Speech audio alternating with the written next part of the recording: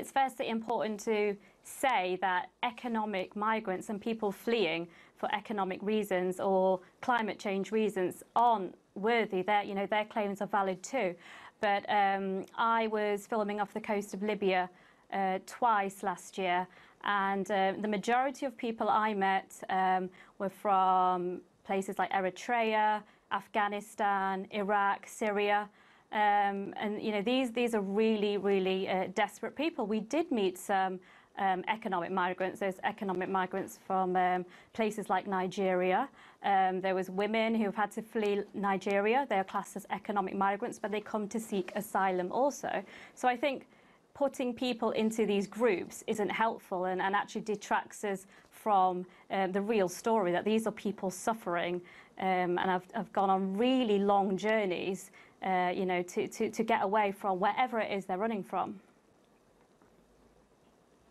And you've also looked at the other side in terms of officials in those countries where these migrants are trying to reach.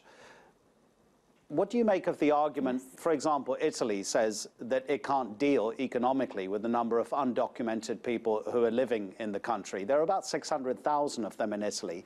That's about 1% of Italy's population. Yeah, I mean, I'm a realist when I look at this, and I have filmed both sides. And Italy, I do agree that it's unfair for Italy. Italy and Greece are the two biggest countries that take on the largest numbers of migrants and refugees. But people will try and seek refuge when when we have these problems that are going on all around the world. People do have a right to claim asylum. Now, they're not all going to stay in Italy. There's a Dublin Agreement, which means that if people are fingerprinted in Italy and then move around Europe, that they will be sent back to Italy. Now, I don't think this is fair. It doesn't apply to children, and it shouldn't apply to adults. But we must remember, not everyone is going to stay in Italy. People do disperse all over Europe. And Matteo Salvini's stance at the moment is I mean, I personally think it's completely immoral. I mean, we saw Spain has finally let the Proactiva arms ship dock up, and they've been at sea for what, 7 days over Christmas, and we had people on the boat who were starving. We had mothers about to give birth, and Matteo Salvini's response is to tweet to the ship and show a picture of his lunch and saying, well, I'm full, I'm not starving. I mean, is this someone that we really want in charge of Italy's immigration policy? Sharon, look, just finally, because we're running out of time, you've worked with refugees for 12 years. If you could be brief, and it's really unfair to ask you this, what about possible solutions?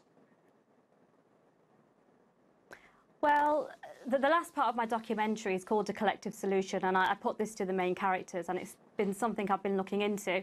And I will be brief, and one of the main things we can do is take money, so European money that at the moment is funding the Libyan Coast Guard to take refugee ships that are in the middle of the sea on these unworthy boats back to Libya. Instead of funding the Libyan Coast Guard, we could set up asylum reception centres. We could set up centres in Libya, all around in different African countries, so people don't have to make these journeys in the first place.